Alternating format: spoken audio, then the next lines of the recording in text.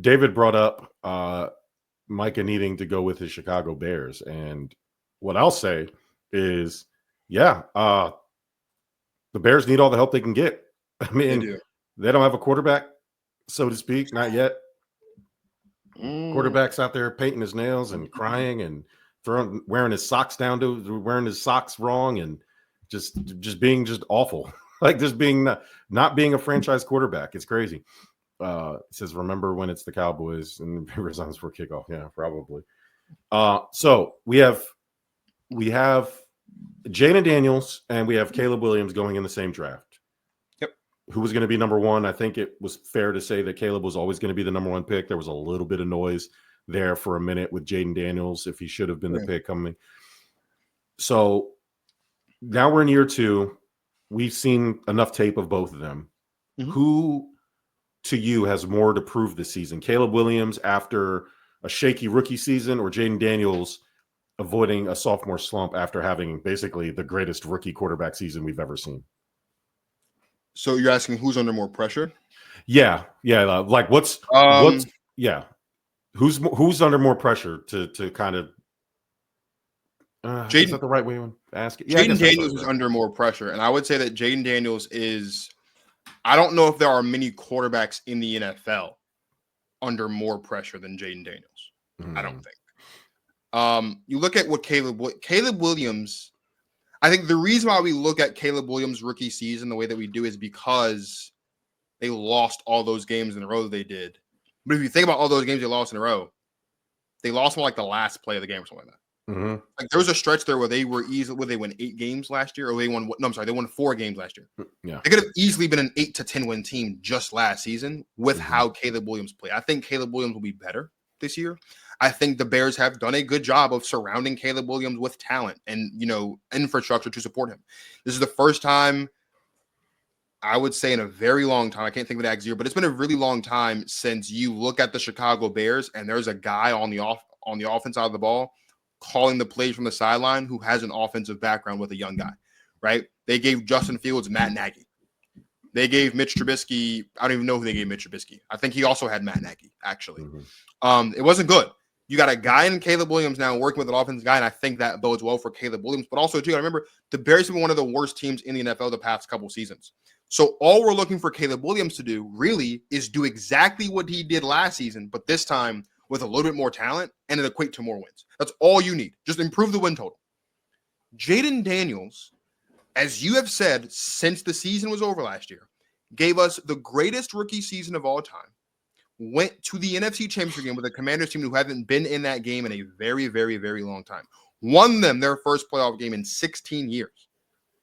And everybody thinks that Jayden Daniels and the Commanders have a legitimate shot at dethroning the Eagles in the NFC East. Yeah. Jayden Daniels is under a lot of pressure, not to mention the fact that this Terry McLaurin thing is now resolved. Mm-hmm. So you have Terry McLaurin, you have Deebo Samuel, you have you got Frankie Louvu, you got Von Miller. Like they did what they think they needed to do to at the very least, get them back to where they were last season. If the Commanders don't get back to where they were last season, serious question, is it more or less likely that it's because Jayden Daniels took a step back? Oh, it's more likely because he took a step back. More likely. Right. The most likely reason is because Jayden Daniels took a step back. Because another thing that you've alluded to time and time again is the Commanders had a 27th ranked defense in the NFL last season. It's very hard to be worse than 27th. There's only 32 teams. There's only so much further down you can go. The bar is really, really low. So even if the defense is still the 27th ranked defense in the NFL this season, guess what that means? That means, based on what we saw last year, Jayden Daniels should be able to take this team to at least an NFC Championship game. Right. So if they can't do that, you look at that and you say, maybe Jayden Daniels didn't play at the level that he played the year before. Again, I'm a Jayden Daniels fan, and I think he's going to have a really good season. But if the question is who's under more, there are no expectations for Caleb Williams. None. All he needs to do is do exactly what he did last season, and the talent around him be what they need to be, and they'll go from 4 wins to 7 wins at least. That's an improvement. Jayden Daniels, as great as he was last year, it's going to make it really, really hard to follow up his rookie season. So, yeah, I think Jayden Daniels under more pressure. And I would say off the top of my head, the only two quarterbacks definitively under more pressure than Jayden Daniels this season are Lamar Jackson for obvious reasons. And I would say Joe Burrow. Because and you know how much I love Joe Burrow. Yeah. Joe Burrow's existence as one of the elite quarterbacks in the NFL can't continue to rely on a Super Bowl appearance he made almost 4 years ago. I hear you. So I would say Jayden Daniels is under more pressure than the two, for sure. Honestly, it's weird because for the reasons you listed is why it's Caleb Williams. Jayden Daniels, the reason why he has less to prove to me is that he overcame those expectations. He exceeded those expectations by a lot. And he created a stronger environment in lesser conditions.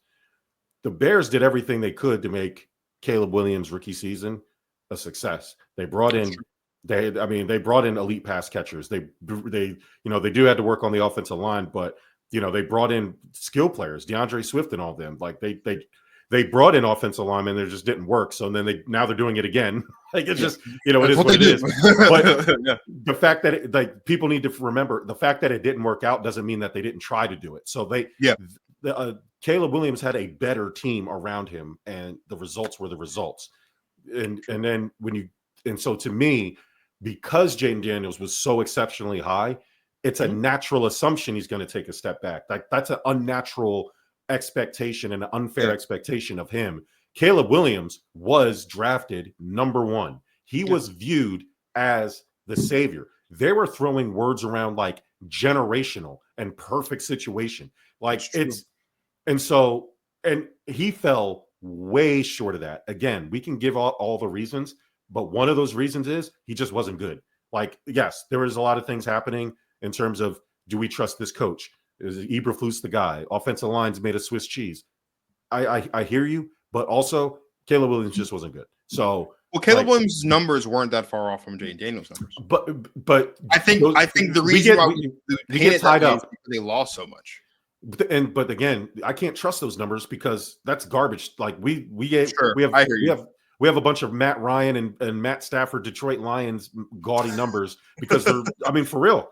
I definitely hear you. I don't trust those numbers. If they were the same and the teams were performing similarly and math is what eliminated the Bears, then fine. Sure.